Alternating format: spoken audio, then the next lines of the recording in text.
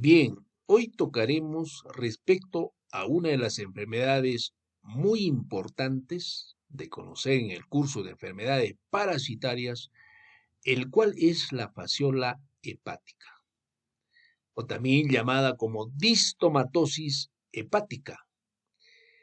Cayutaca en las zonas quechua, alicuya, sahuaypé en las zonas del trópico, en la selva, así lo conocen a esta enfermedad.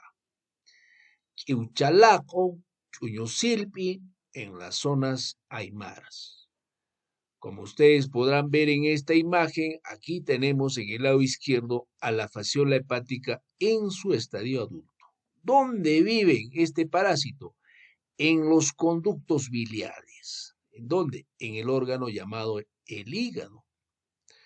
Y va a afectar a los animales de interés en producción pecuaria, al ganado vacuno, ovino, caprino, que son pues las especies animales de preferencia a las cuales va a parasitar, ¿no? Este parásito, ¿no? El cual es conocido como fasciola hepática. Lo otro que debemos de conocer es cómo es la clasificación de los parásitos internos macroscópicos. Desde un punto de vista, los parásitos se clasifican en un grupo llamados tremátodos o tremátodes, ¿no? A estos también en la literatura lo llaman como gusanos en forma de hoja de coca. Otro grupo de parásitos internos, vamos a ver, en esta imagen podemos mostrar a lo que son a los nemátodes o gusanos de forma redonda. Como también veremos en esta diapositiva, otro grupo de parásitos, los cuales vienen a ser las tenias, ¿no? O también llamados céstodes, o como también se podría denominar gusanos en forma plana o en cinta.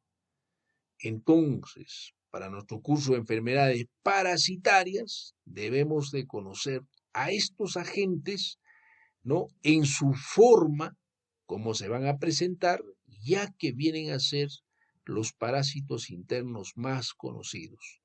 A esto faltaría agregarle lo que vendría a ser el grupo de las coccidias, que vendrían a representar los parásitos internos microscópicos, aquellos que no podemos observarlos a simple vista. Continuando con la disertación de lo que es la fasciola hepática, presentamos esta diapositiva número 1, en la cual nos dice etiología. Este término de etiología se refiere a quién es el que ocasiona la fasciola hepática, ¿no? Como ustedes podrán ver, el enunciado acá escrito dice, es causado por la fasciola hepática o alicuya, o también llamada sahuaypé, que se va a localizar en los conductos biliares del hígado. Como ustedes podrán ver en esta imagen, acá tenemos representado al hígado, tenemos los conductos biliares, ya que también en nuestro curso de anatomía habíamos visto de que el hígado, una de sus funciones era formar las sales biliares y estas sales biliares se acumulaban en la vesícula biliar. Entonces, cuando nuestros animales se enferman, las fasciolas hepáticas van a vivir en su estadio adulto en los conductos biliares. Por ahí que se dice que este parásito es en forma de hoja de coca que parasita al hígado de los animales de granja. Entonces, queda bien claro quién es el agente etiológico de la fasciola hepática. En esta diapositiva presentamos cómo es su ciclo de vida, cómo nace, crece y se reproduce, y así continúa su ciclo de vida de este parásito. Para lo cual vamos a iniciar aquí, en la letra A, donde dice, ¿no? Los animales enfermos por la distomatosis o la cayutaca van a eliminar sus heces con bastantes cantidades de huevos. Las heces que caen en las zonas de bufedales, porque necesita una condición básica para poder sobrevivir estos huevos. Necesitan que los huevos caigan dentro del agua, conjuntamente con las heces. Y en un tiempo más o menos de 3 a 4 semanas, estos huevos maduran y sale el primer estadio de la fasciola hepática, el cual es denominado como miracidio. Este miracidio tiene flagelos en su exterior, como ustedes podrán ver. Entonces, ¿qué va a hacer? Tiene un tiempo más o menos de 24 horas para hallar al caracol que vendría a ser el hospedero intermediario. Entonces, en el caracol, ¿qué va a suceder? Va a venir 2 etapas todavía de reproducción asexual, el cual vendría a ser el esporocisto y la redia. ¿Y en cuánto tiempo va a necesitar para que se desarrollen estos 2 estadios asexuales? De 6 a 7 semanas.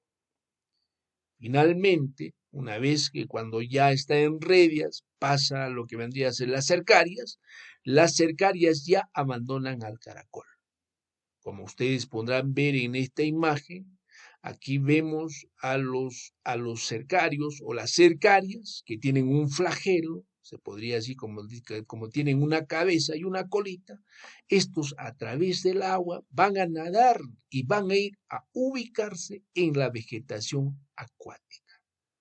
Entonces, una vez ya encontrado, van a subir a las hojas más altas, donde las cercarias se van a enquistar y van a, ¿qué cosa? Van a pasar a su estadio, se podría decir, de infección ya, ¿no? Para otro agente u otro hospedero definitivo. Entonces ya se van a denominar como metacercarias. La literatura nos habla y también nos manifiesta que estas metacercarias que ya están enquistados en el pasto, ¿no? Únicamente de una vegetación acuática, tienen un tiempo de vida más o menos de 9 a 11 meses. ¿Y cómo es que otro animal se va a infectar, ¿no? De fasciola hepática? ¿Qué va a suceder? Un nuevo animal, aparentemente sano, le llevamos a una zona de bofedales, donde de repente la enfermedad está presente, donde se encuentran en los pastos las metacercarias. ¿Qué va a pasar? Entonces el animal va a consumir esta hierba, este pasto que tiene metacercarias, va a pasar por su esófago, va a llegar al estómago. En el estómago, recuerden que las metacercarias tienen una cascarita de cobertura, en el interior está la fasciola muy pequeñita, en el estómago se va a digerir esa cascarita, va a seguir continuando el sistema digestivo y va a llegar a lo que es el intestino, como ustedes podrán ver en esta imagen. Acá ya tenemos el intestino, donde vemos que las metacercarias han liberado ya a la fasciolita tan pequeñita. Estas ahora van a empezar a perforar la pared intestinal para caer en la cavidad abdominal. No se quedan en ahí, van a ir a buscar a lo que es el órgano del hígado. Ahora lo van a perforar la capa de cobertura del hígado, el cual es la cápsula de Gleason. Perforan la cápsula de Gleason, pasan al parénquima hepático, siguen perforando hasta ubicarse en los conductos biliares. ¿Cuánto dura ese proceso de perforación del intestino, la perforación del hígado, hasta llegar a los conductos biliares? Muchas literaturas manifiestan que necesita más o menos un tiempo de 6 semanas. Una vez ya, cuando las fasciolas ya están en los conductos biliares, necesitan 2 semanas de alimentación y luego ya pueden poner huevos, y estos huevos a través de los conductos biliares por el conducto colédoco otra vez van a llegar al intestino, y del intestino van a salir conjuntamente con las heces esos huevos, y de ahí otra vez comienza un nuevo ciclo biológico. Entonces nosotros debemos comprender a esta enfermedad, ¿no? El cual es la fasciola hepática. Otro aspecto que debemos de conocer dentro del ciclo biológico es que esta enfermedad tiene un hospedero definitivo y también tiene un hospedero intermediario.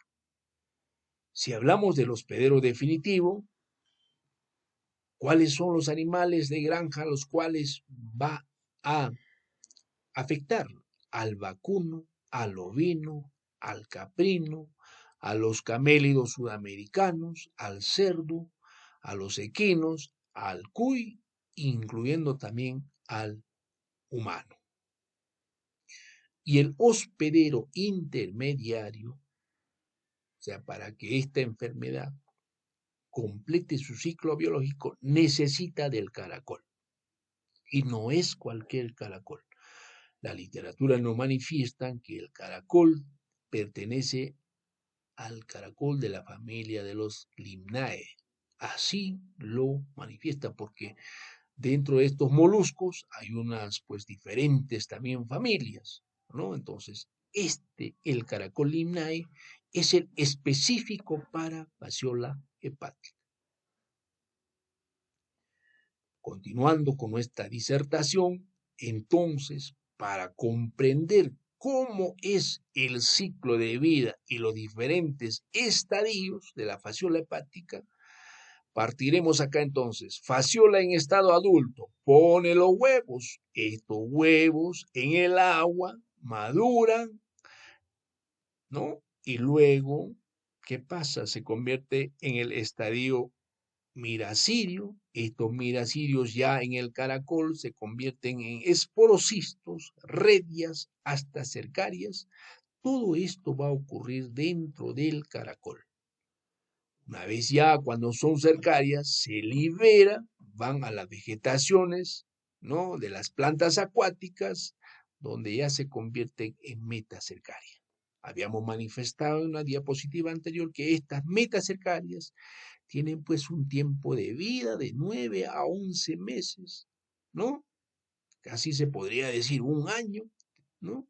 Y luego, cuando son consumidos ya por otros animales, los cuales los hemos llamado hospederos definitivos, en los cuales se desarrolla el estadio adulto y así va a continuar. Entonces, con esto ya queda claro cómo son los estadios de este parásito tremátodo llamado fasciola hepática.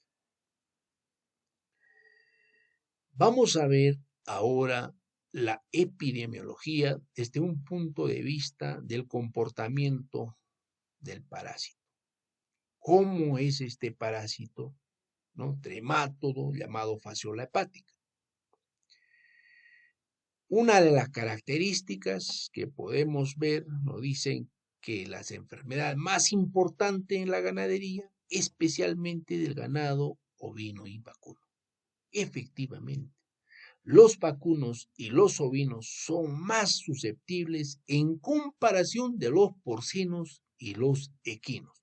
No es que no le va a dar también, sino que si nosotros ponemos a los animales en pastoreo bofedales, los que más rápidamente se van a infectar van a ser pues los ovinos y los vacunos. Otra característica de este parásito nos dice que es una enfermedad zoonótica. ¿Qué quiere decir? Si digamos en una zona en la cual tengo vacas que tienen la enfermedad de la fasciola hepática, entonces los humanos también van a ser susceptibles. En otras palabras, nosotros también nos vamos a contagiar. Entonces, ese término de zoonótico se refiere cuando la enfermedad también contagia a los humanos. Otra característica de este parásito es que los adultos pueden llegar a producir entre 10.000 a 20.000 huevos por día. Si ustedes imaginasen que, digamos, encontramos en un hígado con más de 150 fasciolas, en el caso del vacuno, imaginen la cantidad de huevos que van a eliminar en un día. Otra característica que necesita este parásito es que las larvas, ¿no?, necesitan temperaturas de 10 a 30 grados para que puedan completar su ciclo de vida. Y como también hemos mencionado que las metacercarias pueden sobrevivir tranquilamente de 9 a 11 meses en condiciones de bofedal donde la temperatura y la humedad son bastante favorables. Y es esto una de las razones por las cuales esta enfermedad es difícil, por qué no decirlo, muy difícil de erradicar, sobre todo en las zonas de bofedales. Ahora vamos a ver dentro del cuadro epidemiológico cómo se comporta el hospedero intermediario, el cual habíamos manifestado que es el caracol del género Limnae. Una de las características del caracol del género Limnae nos dice que está presente año tras año en el mismo hábitat. Pero ¿cuál es la condición para que esté en el mismo hábitat? Que la zona sea bofedal. O sea, donde haya pues humedad favorable, precipitaciones favorables, en los lugares donde el agua se estanca. Esto es la condición que pide este caracol. La otra característica de este caracol es el tamaño. El tamaño viene a ser de 5 a 8 milímetros de longitud y de 3 a 7 milímetros de ancho. Como ustedes podrán ver, ni siquiera llega al centímetro. Es tan pequeñito, se podría decir, menos de 1 centímetro. Y la característica de su concha es dextrógira. O sea, ¿qué quiere decir? Que la concha va, estos remolinos que se forman, va en sentidos contrarios a lo que van las agujas del reloj. Entonces, lo podemos identificar a este caracol a través, ¿no?, de las líneas que se forman en las conchas del caracol, que es dextrógiro, y el tamaño. Otra característica de este hospedero intermediado caracol del género Limnae, que es hermafrodita. O sea que se puede autofecundar, poner huevos, y de ahí, ¿no?, pues la población de este caracol pues es inmensa. Otra característica, los caracoles van a vivir exclusivamente en zonas húmedas, poco profundas y de fácil estancamiento, como las zonas pantanosas. ¿Y todo esto dónde lo encontramos?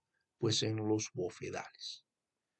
Los caracoles también tienden a disminuir su actividad metabólica, lo cual les permite sobrevivir varios meses hasta que las condiciones mejoren. Esto pasa en las zonas altoandinas porque sabemos muy bien que hay dos épocas bien definidas, la época de la lluvia, donde proliferan bastante caracoles, y en la época seca, donde hemos visto, miren cómo disminuye su actividad metabólica. Es por eso que también estos caracoles siguen sobreviviendo. Bien, vamos a ver ahora cómo se van a comportar el hospedero definitivo. Si hablamos de los poligástricos, vamos a ver que los ovinos y los vacunos, como también los camélidos suramericanos, los caprinos y los mamíferos silvestres, como los venados, son susceptibles a la fasciola hepática. En caso de los monogástricos, ¿no?, se ha reportado en el caso de los caninos, los cuyes, conejos, equinos, y en el hombre también se ha presentado la fasciola hepática.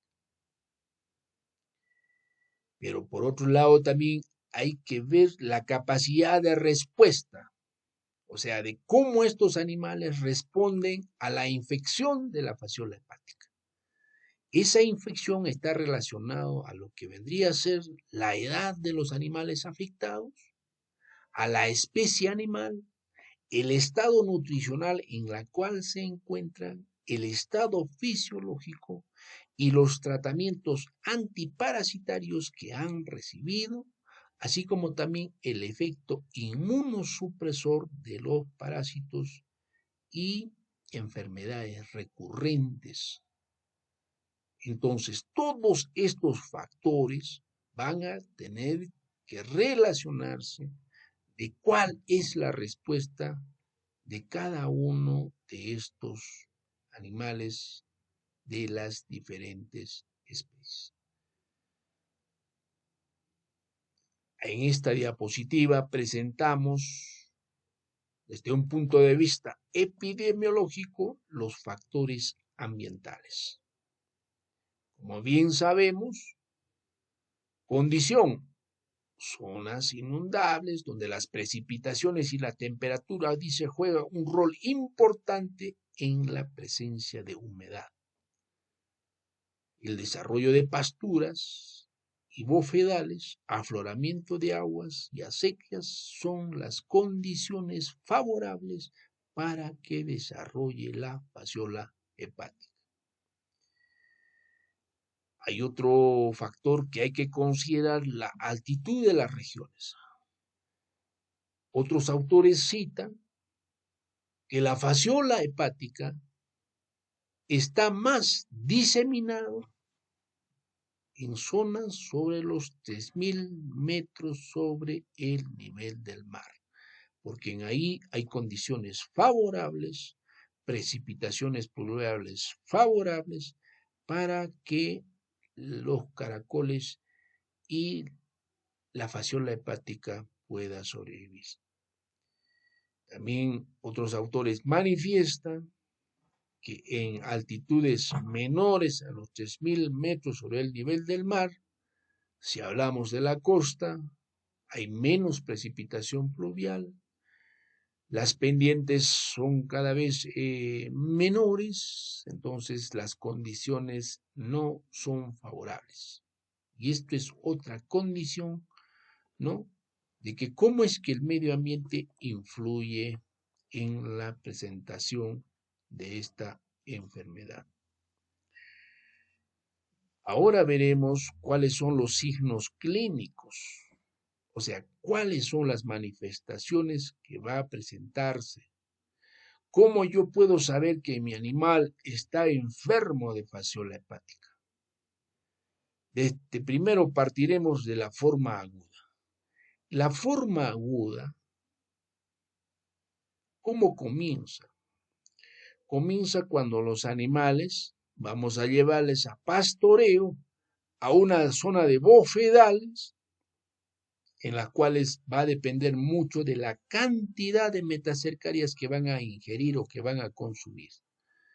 Estas metacercarias van a llegar al intestino a nivel del duodeno, van a hacer la perforación, como ya habíamos visto, perforan el intestino, caen a la cavidad abdominal, capturan a lo que es el hígado, perforan lo que es la cápsula de Gleason del hígado, pasan al parénquima hepático hasta situarse en los conductos biliares. Entonces, la forma aguda simplemente comienza desde la perforación del intestino delgado hasta la ubicación en los conductos biliares. Muchos animales pueden morir súbitamente en el caso de los ovinos. Algunas manifestaciones clínicas que vamos a ver: sangrado a nivel de los hollares, de las fosas nasales, o a nivel o también a través también del ano, y mueren repentinamente, ¿no? Entonces, solamente esos signos clínicos van a poder ser detectables. Entonces, la migración del intestino hacia el hígado, a ello nosotros lo vamos a designar como la forma aguda, ¿no? Entonces, esto es los signos clínicos. De repente también vamos a ver, cuando los animales mueren, vamos a ver que va a haber una hemorragia a nivel del hígado. Esto es ya cuando vamos a realizar una necropsia de los animales enfermos. ¿Cuáles son los signos clínicos en la forma crónica? La forma crónica comienza cuando las fasciolas que están en los conductos biliares ya están en su estadio adulto, como pueden ver acá en esta imagen, ¿no? Y los huevos ya, y la postura de huevos ya comienza del estadio adulto. Otra característica que vamos a ver en los signos clínicos, en caso de los ovinos, vamos a ver el edema submandibular, ¿no? Entonces, esto nos ayuda mucho para poder de repente diagnosticar o los signos que va a presentar los animales. En el caso de los vacunos, vamos a ver que en una forma crónica, ¿no? Los vacunos van a presentar cuadros de diarrea, ¿no? Si es un animal en producción, va a disminuir la producción de leche. Vamos a encontrar a los vacunos que tienen ascitis, no es más, que tienen una panza bien desarrollada, animales panzones, y dentro de la panza hay un líquido amarillento. Vamos a también encontrar en los vacunos el edema submandibular, o sea, debajo de la mandíbula, se forma como una tremenda papada. Y si nosotros lo hacemos una revisión de lo que son las mucosas a nivel del ojo y a nivel de los labios, vamos a ver que van a estar pálidos. También vamos a ver en el caso de los vacunos, los animales tienen depresión, están desganidos, anorexia, no tienen ganas de comer y tienen severos cuadros de anemia, ¿no? O sea que como al ver que estos parásitos son hematófagos, entonces consumen la sangre y lo dejan pues anémico a nuestros animales. Consecuentemente, los animales van a tener pérdidas de peso. Esto es los signos clínicos más aparentes que nosotros vamos a encontrar. ¿Cómo hacemos el diagnóstico? El diagnóstico lo realizamos en el laboratorio. Hay diferentes pruebas, ¿no? Una de las cuales es la prueba de Dennis modificado, en la cual vamos a encontrar los huevos de fasciola hepática. Esta es la más económica, se podría decir, como también hay otras pruebas, como son las pruebas moleculares, o pruebas ELISA, ¿no? O también el diagnóstico lo podemos hacer simplemente cuando los animales están vivos a través de los signos y síntomas ya mencionados. O también podemos hacer el diagnóstico cuando un animal muere, en la necropsia, ¿qué vamos a encontrar? Parásitos, ¿no? Como es la fasciola hepática a nivel de los conductos biliares del hígado. Esto es lo que nosotros vamos a encontrar. Ahora toquemos respecto a la prevención y el control. ¿Cómo podemos prevenir y cómo podemos controlar la fasciola hepática? Desde un punto de vista de control del hospedero intermediario, o sea, cómo controlamos a los caracoles, podemos utilizar sulfato de cobre, ¿no? Para, como se dice, controlar a los caracoles.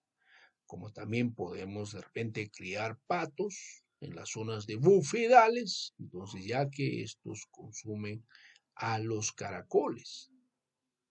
Otra manera de poder controlar, tendríamos que mejorar los drenajes en las zonas de bufedal, en otras palabras, que no se inunden. Si hay áreas pantanosas, hay que hacer la rotación de potreros, en otras palabras, cuando hay mucha temporada de lluvia y la proliferación de caracoles, entonces lógicamente no hay que pastorear en esos lugares, y si los animales que van a entrar a pastoreo en esos lugares deben ser animales completamente sanos y que no tengan fasciola hepática. Otra manera podría ser de controlar, hay que cercar el hábitat de los caracoles, en otras palabras, poner mallas ganaderas a esas zonas de los bofedales donde está presente el caracol, como también la fasciola hepática. Muy bien, entonces estos serían algunos métodos de control para que nosotros podamos controlar esta enfermedad.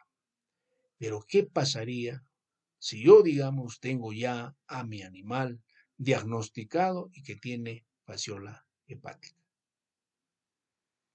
Debemos de partir y conocer desde un punto de vista farmacológico cuáles son los principios activos que van a ser efectivos contra fasciola hepática. Tenemos acá el closantel, el nitroxinil, rafoxanide, albendazole, clorzulón, triclavendazole y las oxiclosanidas son muy efectivas contra fasciola hepática. Si aquí vemos a la ivermectina, como ustedes podrán ver, no tiene efecto contra fasciola hepática. Entonces, memoricemos estos nombres: closantel, nitroxinil, rafoxanide, albendazol, clorzulón, triclavendazol y oxiclosanida son los principios activos que nos van a ayudar para tratar un animal que tiene fasciola hepática. Asimismo, como ustedes podrán ver, en el caso del closantel, controla fasciola hepática, también controla gusanos redondos, no controla tenias, como también te va a ayudar a controlar larvas de moscas en el caso de Oestrus ovis y la dermatobia. Closantel también te ayuda para el control de parásitos externos, de ácaros, piojos y garrapatas, y tiene un periodo de retiro de 14 días. Muy bien, entonces aquí ustedes, como podrán ver también en el nitroxinil, acá van a ver sobre qué tipos de parásitos va a actuar y contra qué tipos de parásitos no actúa y cuál es su tiempo de retiro. Y así sucesivamente, con este cuadro, ustedes lo van a analizar y van a poder elegir el antiparasitario a la cual ustedes le echen la mejor eficacia para el tratamiento de fasciola hepática u otros parásitos internos o externos de interés que tal vez ustedes deseen tratar en sus animales enfermos. Cabe recalcar que la ivermectina no tiene efecto contra fasciola hepática, pero sí tiene efecto contra nematodos. No actúa frente a las tenias, tampoco sí actúa en las larvas de mosca, como también en parásitos externos, y ahí tiene un periodo de retiro de 120 días, hablando de ivermectina al 3.15%.